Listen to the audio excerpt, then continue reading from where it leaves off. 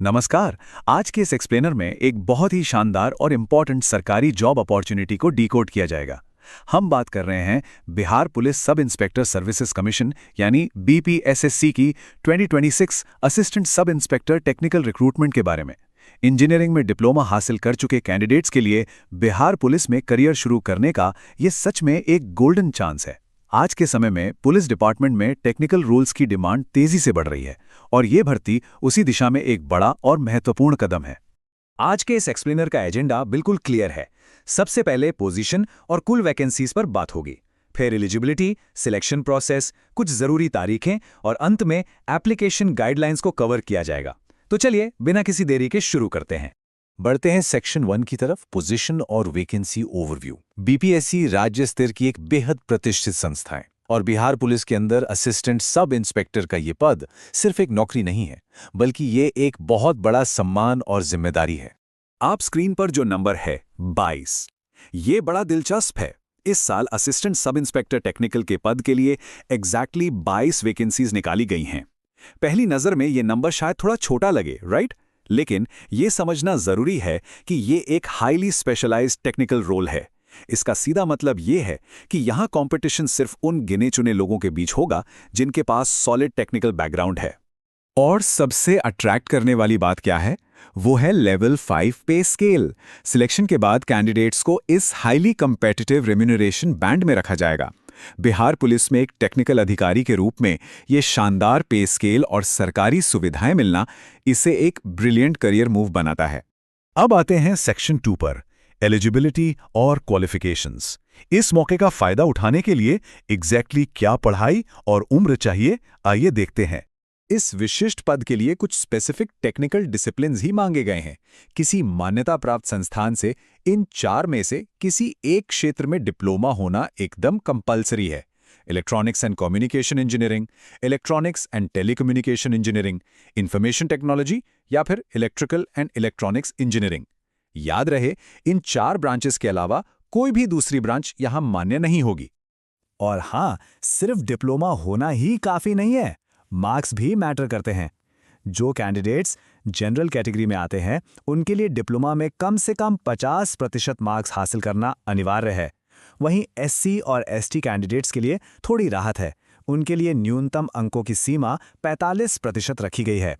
Apply करने से पहले अपनी मार्कशीट्स में ये क्राइटेरिया जरूर चेक कर लेना चाहिए।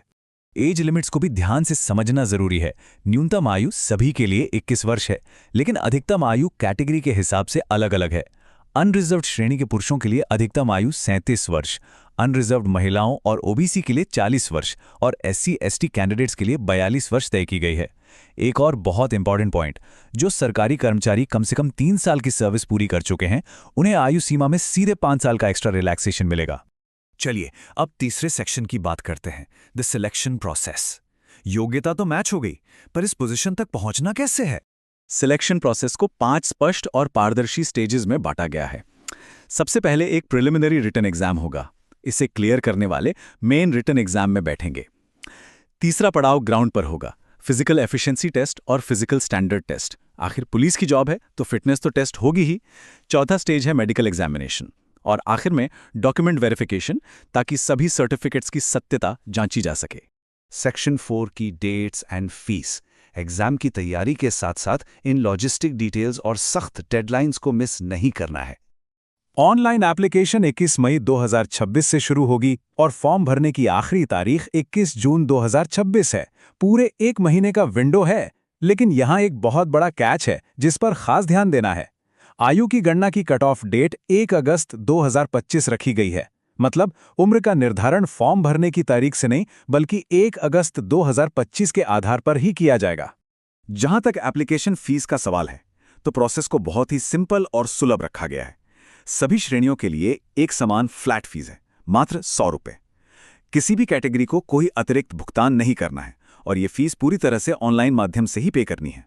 अब आते हैं आखिरी सेक्शन पर, एप्लीकेशन गाइडलाइंस। फॉर्म भरते वक्त एग्जैक्टली क्या स्टेप्स फॉलो करने हैं?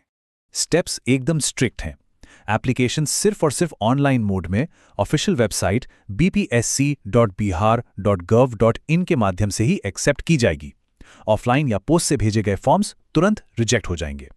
एक वैलिड ईमेल आईडी और मोबाइल नंबर से रजिस्टर करना है। डिटेल्स भरने के बाद स्कैन फोटोग्राफ, सिग्नेचर और ज़रूरी सर्टिफिकेट्स सही फॉर्मेट में अपलोड करने होंगे। उसके बाद 100 रुपये की फीस पे करनी है। फाइनल सबमिट करने से पहले एक बार डबल चेक जरूर कर लेना चाहिए और कंफर्मेशन पेज का प्रिंटआउट फ्यूचर रेफरेंस के लिए निकाल कर रख लेना चाहिए। तो ये थी इस शानदार टेक्निकल रिक्रूटमेंट की पूरी ब्लूप्रिंट। अगर तकनीकी योग्यताएं मैच करती हैं तो ये सरकारी क्षेत्र में एक बेहतरीन करियर का आगाज हो सकता है। The full notification link is available in the description.